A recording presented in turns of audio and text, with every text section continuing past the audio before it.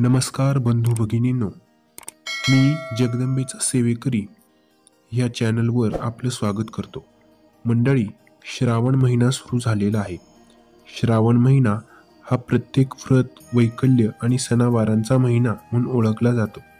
ऊन पावसाच्या खेळाबरोबरच अनेक परंपरा व व्रत वैकल्य घेऊन श्रावण महिना दरवर्षी येत असतो.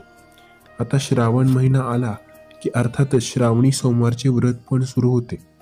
अनेक बंधू भगिनी श्रावणी सोमवारच्या व्रताचे आचरण करतात. शिवमंदिरामध्ये तर पहाटेपासूनच भक्तांच्या रांगा लागलेल्या असतात. सर्व पूजा साहित्य घेऊन भाविक भक्त शिवलिंगाच्या अभिषेकासाठी मनोभावे मंदिरात जात असतात. दूध, जल, फुले, बेलपत्र, शिवामुठीचे धान्य, भस्म इत्यादीने शिवलिंग अगदी झाकून गेलेले असते. प्रत्येक जण अगदी चढाओढीने आपली भक्ती सिद्ध करण्यासाठी मंदिरात गर्दी करत असतात. आता पूजा कशी करायची, देवाला काय वाहायचे, काय केल्याने कोणत्या फळाची प्राप्ती होते हे सर्व तर आपण जाणतोच.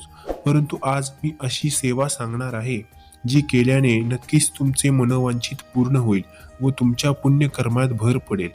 आपण ही सेवा प्रत्येक श्रावण सोमवारी जेव्हा सर्व भक्तांची गर्दी कमी होईल तेव्हा करावी. होय, देवाच्या मंदिरातील सर्व निर्माल्य योग्य ठिकाणी विसर्जित करावे. देवावर वाहिलेले पदार्थ, दूध, पंचामृत सर्व काही धुवून घ्यावे. देवाचा गाभारा व शक्य असल्यास मंदिर परिसर स्वच्छ करावा.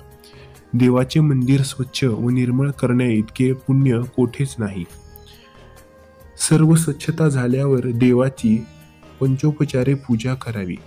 देवाची खरी भक्ती ही दिवसभर मंदिरात येऊन देवावरच उपकार केल्यासारखं दही दूध ओतून पाना फुलांचा पसारा करून मंदिरातीलच मिळणारा प्रसाद खाऊन उरलेले द्रोण व प्लास्टिक यांचा कचरा करूनच सिद्ध होते असं नाही. मंदिराची स्वच्छता करणं हे फक्त तिथल्या पुजारी किंवा कर्मचारी यांचंच काम नाही. उलट मंदिराची स्वच्छता ठेवणं, त्यांचं पावित्र्य जपणं यांसारखं पुण्याचं काम कोणतंच नाही. प्रत्येक सनातनी व्यक्तीने मंदिरात जाऊन अभिषेक, पूजा, नैवेद्य जरूर करावा.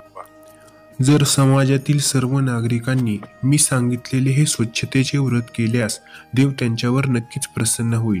जे लोक शिवलिंगावर अभिषेक केल्यावर बोलतात, अरे एवढं दूध वाया घालवण्यापेक्षा एखाद्या गरजवंताला दिलं असतं तर किती बरं झालं असतं.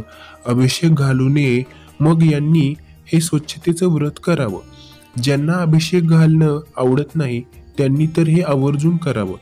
अभिषेक करणं पटत नसेल तर देवावर श्रद्धा ठेवून त्यांनी त्याच पद्धतीनं देवाला प्रसन्न करावं. माझा हा व्हिडिओ सर्व लोकांपर्यंत पोहोचवण्यासाठी व्हिडिओ लाईक, शेअर करा व माहिती आवडली असल्यास सबस्क्राईब करा व माझ्या चॅनलला पुन्हा भेट द्या.